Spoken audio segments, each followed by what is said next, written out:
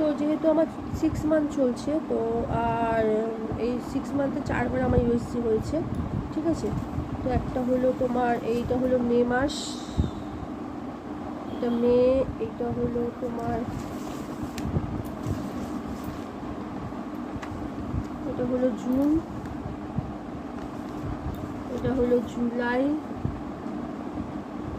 আর এটা হলো last August, ঠিক আছে। এই 4বার ইউএসসি হয়েছে আর কি। আবার কবে ইউএসসি করতে বলে দেখি।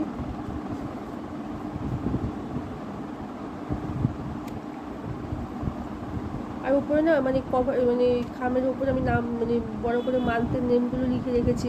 তো ছোট্ট করে ডেট লেখা থেকে খুঁজে বের করতে 1 ঘন্টা লাগে, জন্য বড় বড় করে লিখে রেখেছি যাতে একবার দেখলে চোখে পড়ে যায়।